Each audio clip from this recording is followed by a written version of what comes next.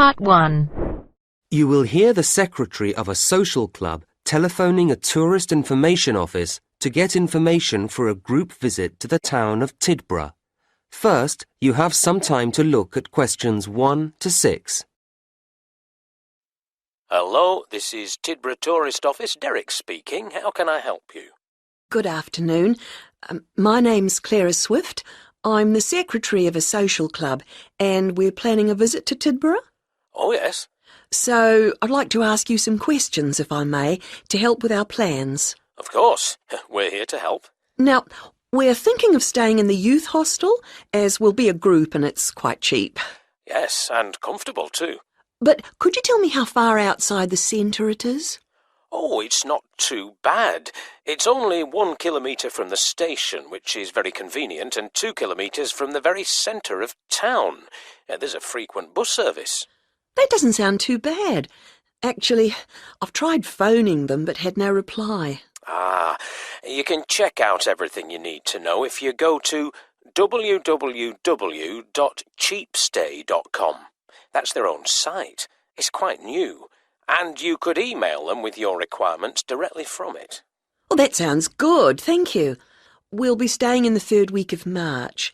Will there be any special events going on then?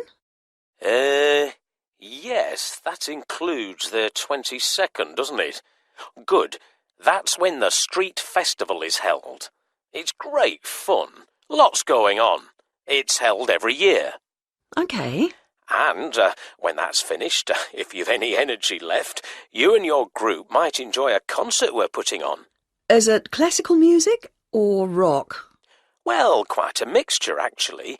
The point is that it's all performed by local musicians, and between them, they'll be playing most things. It sounds a little strange, but I guess it could be interesting. It seems we've chosen a good week to come. Is there anything else on? Oh, yes, indeed. The City Museum, which was recently completely restored, often has interesting exhibitions. There are some weird and wonderful modern paintings at the moment. That's a good exhibition. Then, opening on March the 24th, when you'll be here, it changes to natural history. I'd recommend it. Oh, I've made a note of that. Now, some of our group are quite young, and they may prefer to do things that they feel are more active than walking round museums and so on. What will they be able to do? Throughout March, in fact, the sports centre is going to be closed. But the swimming pool will remain open, and there's the park for general relaxation. That sounds all right. Before you hear the rest of the conversation, you have some time to look at questions 7 to 10.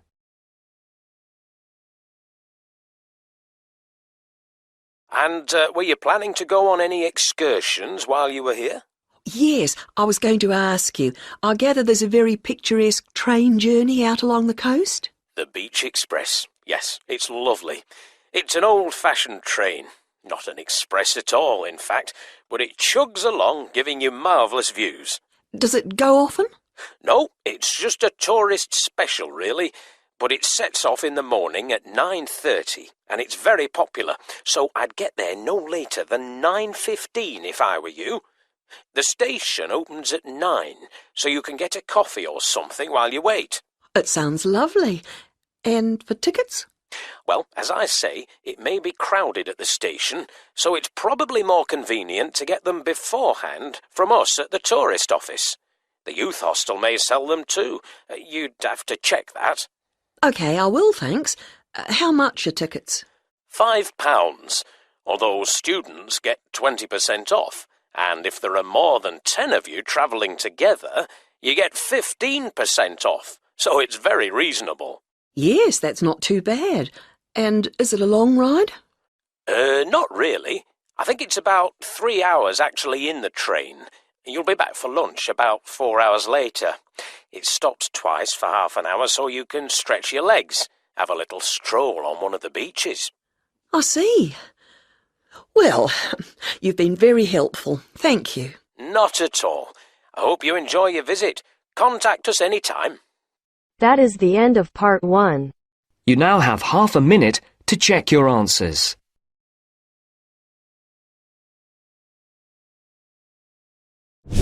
Now turns to part 2. Part 2.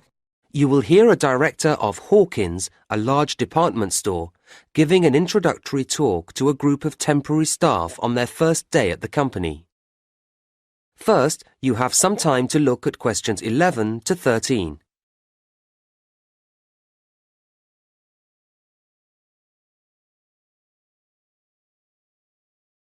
Hello everybody and welcome to Hawkins.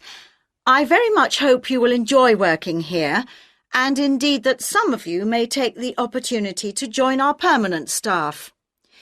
Now, my purpose this morning is to give you a short overview of Hawkins and a few pointers about working here. Then I'll hand over to Celia, Head of Human Resources, to begin the training proper. Right, now we've seen quite a mixed history in sales recently at Hawkins. 5 years ago, we saw the beginning of a success period as sales climbed at an exciting rate, but then they went flat again for a few years, although we're delighted that they've recovered in the last year to rise again, so the future looks bright. As a company, we have to watch and be proactive about where these sales are coming from. All of you here will be allocated to different departments, but you may be interested to know where your area stands in relationship to others. Hawkins was traditionally basically a clothing retailer, and clothes remain an important part of our business, but over recent years we've seen that reduce as food and electrical have both grown, leaving us equally balanced on all fronts at the present time. This is a situation we'd be pleased to maintain, although the general increase in food spending is predicted to affect all major players in our sector.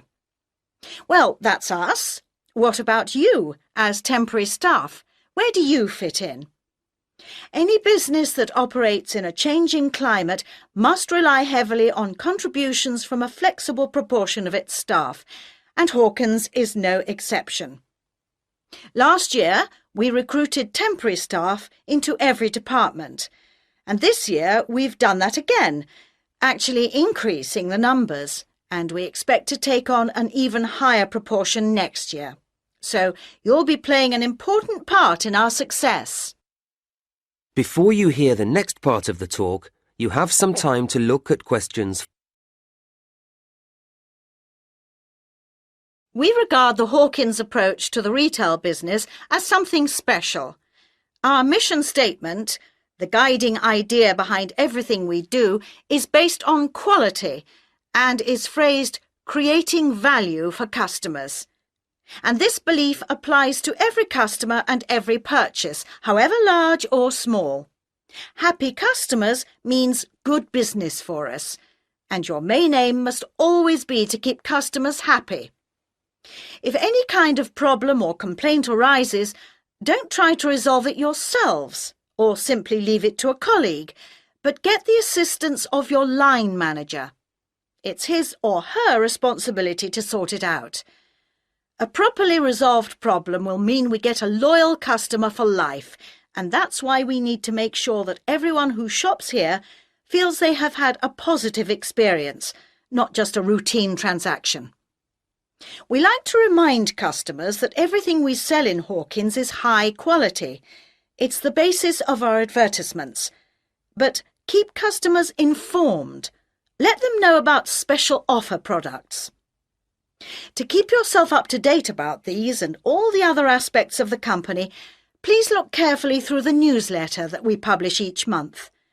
And something else you'll need to do regularly is to talk with your section supervisor, and you do this in your progress meetings, which will be every Thursday. OK?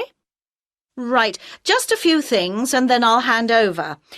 I think you were all asked for details of your certificates when you filled in your initial application form. Can you make sure that you provide the Human Resources Office with copies of them by the end of the week? There's a pile of information videos on the table at the back there, and I'd like you to take one each. And please make sure you watch it carefully when you get home this evening. It contains lots of important facts and advice.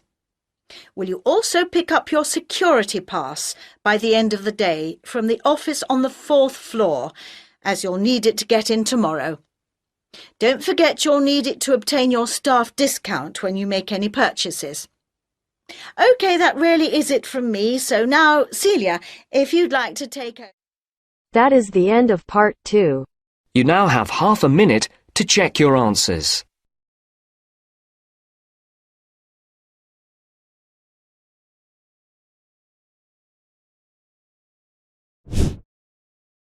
Now turns to part 3. Part 3. You will hear two students, Brian and Emily, talking about penguins, the subject of their current assignment. First, you have some time to look at questions 21 to 24.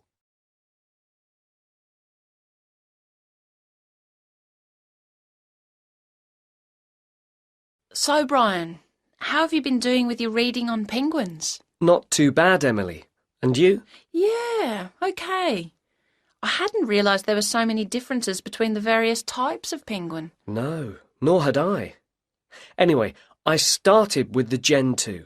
And me with the rockhopper. And it turns out they're rather cautious. Not scared of swimming, I trust. Oh no, but they don't like going about at night. Scared of the dark, I suppose.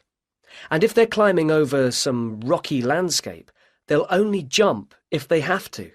And even then they'll look carefully down and spend time deciding whether to or not. Is that common? I don't think so. The rockhopper will have a quick look if it's somewhere they haven't dropped down before, but they don't seem timid. In fact, they're pretty determined, and if they're trying to get up somewhere, they grip onto the stones with their slightly hooked bills, as well as their nails when the surface gets very steep. Nothing stops them. Interesting.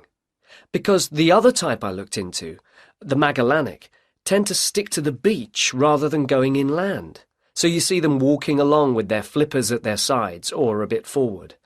If they come across something they haven't seen before, they cock their head first to one side, then the other, peering out of each eye in turn, as if they don't quite believe anything until they've double-checked it.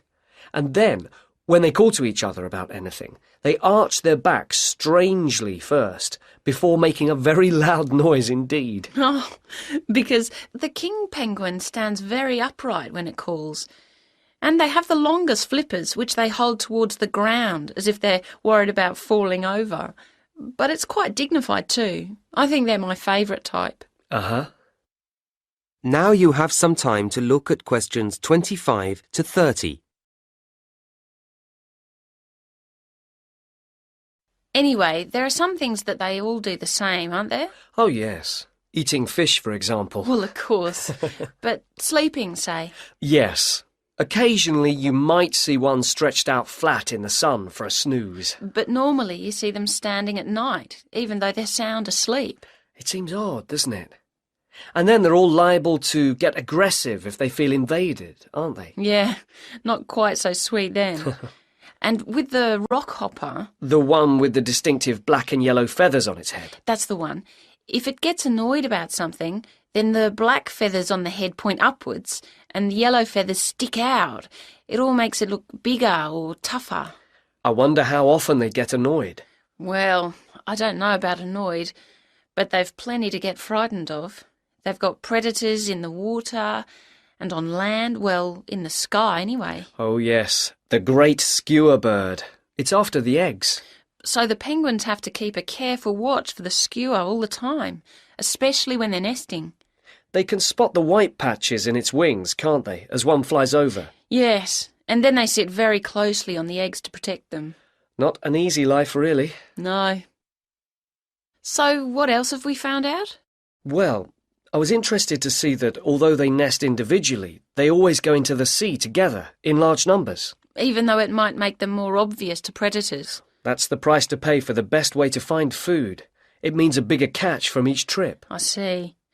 I watched a video too, just showing them on the beach, and I was struck by how calm they seemed to be. I thought they might have looked frightened. Perhaps it's because there are so many of them. Maybe that gives them a sense of security. In fact, all the types have a social nature. I guess that's why we humans find them so fascinating to observe. I guess so. So, Shall we start to put all our notes together? And then I think we ought to... That is the end of part 3. You now have half a minute to check your answers. Now turns to part 4. Part 4. You will hear part of a lecture about issues involved in the management of the growth of cities. First, you have some time to look at questions 31 to 40.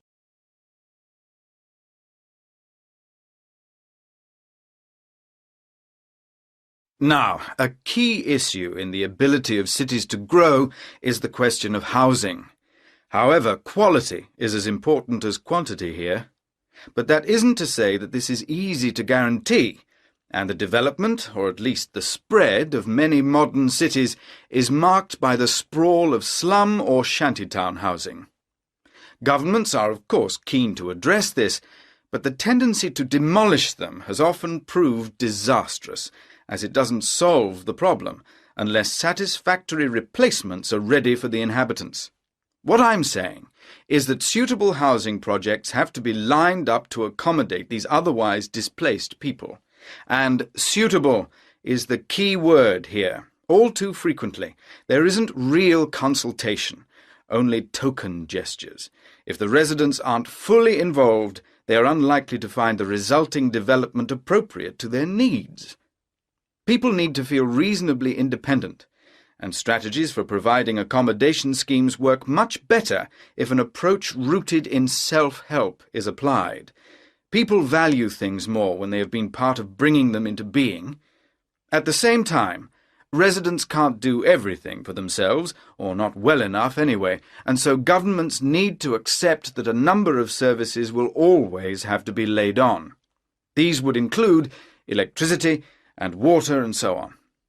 From the other side, residents need to feel able to commit. Migrants are essential to the growth of cities, bringing rapid increases in population, skills and income. But they need to have a sense of security, of long-term commitment to the city, if they are to invest money in building or buying houses. Developing this sense of commitment isn't straightforward, and it takes time. It's complex and involves several factors. People need to feel they belong, and unfortunately too many governments fail to appreciate that community values are a crucial component of that. Sadly, there are too many housing schemes which don't work. People drift away, or the whole place becomes crime-ridden. It's easy to be wise after the event, but it is worrying that a lot of housing is put up without analysis having been carried out to examine how much employment is going to be available for people. But I don't want to labour the negatives too hard. Such difficulties as there are challenges, and challenges that can be, and often are, overcome. And cities are, I believe, a good thing. Urbanisation, the process of developing cities and the societies that comprise them, may not be everyone's dream, but it has a huge impact on the economy, and also benefits each and every person's freedom. Furthermore, the sheer volume of people means that work can be differently distributed. In villages, people need to be multi-skilled in order to be autonomous, but in cities, you can see the evolution of a variety of specialist activities, and this means people live in a more sophisticated way. It's not only tangible phenomena. There are all sorts of other equally important benefits too. Residing in cities brings us face to face with many different ways of thinking or going about things, and this increases our degree of understanding, something which is hard to measure in scientific terms, but which surely makes better people of us all. Right, well, now I'd like to turn our attention to the suburbs. That is the end of part 4. You now have half a minute to check your answers.